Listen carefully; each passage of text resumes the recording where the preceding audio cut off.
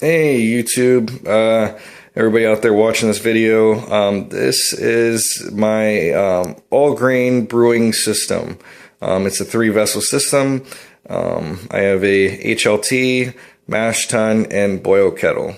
So just want to show everybody this, and maybe give somebody an idea of their system, what they can do or whatnot, and yeah, that's pretty much it. So let me just go over it real quick and show you guys what it's about. So on the right side, that vessel is the hot liquor tank, which would be filled up with hot water.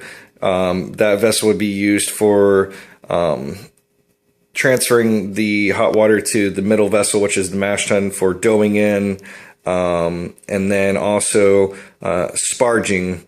And after you sparge and rinse all the grains, after you've mashed for the amount of time you need for whatever beer you're making or whatnot, that's pretty much all the hot liquor tank's used for. It's for keeping the temperature of the mash for the time that you need it. So whatever the water is going to be in the hot liquor tank, so will the wort that will be going through the pump and recirculating.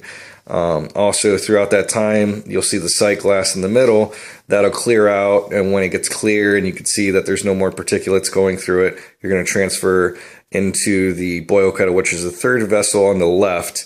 While you're transferring over there, you're going to hook up your hoses to the hot liquor tank and to the mash tun, to where it's going to be rinsing the grains, and you're going to have the speed going the same from the mash tun to the boil kettle, and from the hot liquor tank to the mash tun. So let me go ahead and show you the insides of these vessels and explain it to you a little bit better. So this one, like I said, is the hot liquor tank. That is the coil that I was talking about, and there's a temperature probe and a dip tube on the bottom. As you see, there's a sight glass, so I can see how many gallons are in this vessel. I do have to refill it. It is not big enough, but that's no big deal. So I do have to fill it up more than once. Generally just twice, that's it. But that's one thing, maybe someone that is making a system or whatever, you might want to think about that. So one day I'm probably going to upgrade and maybe bigger vessels and switch to an electric system. But right now, propane's fine, and it works great. So going to the next vessel. This is the mash tun. That's the sparge arm for sparging, and on the bottom is the fall spotting, so we can separate our grains from our wort. That's what we want. We want the hot wort, and as soon as we get all the hot wort, we're going to put it in this vessel right here, which is the boil kettle.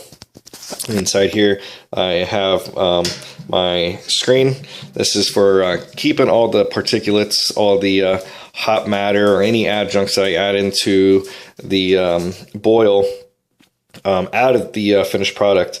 And then I have a dip tube on the bottom, another temperature probe, and right there is a whirlpool arm, so I can go ahead and put my immersion chiller in here and turn on the whirlpool, and it just goes through the pump and creates a whirlpool.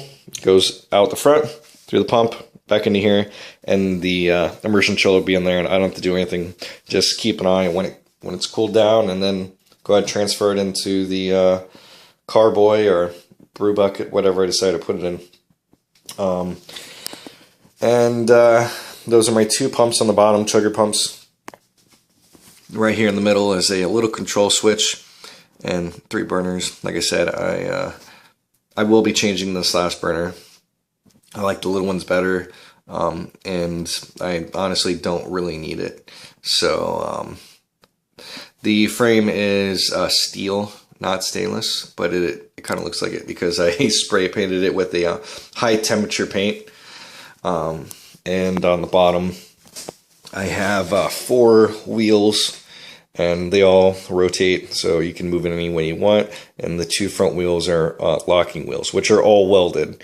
So everything's welded together, and that's it. So You know, I know I haven't put any footage up in a while.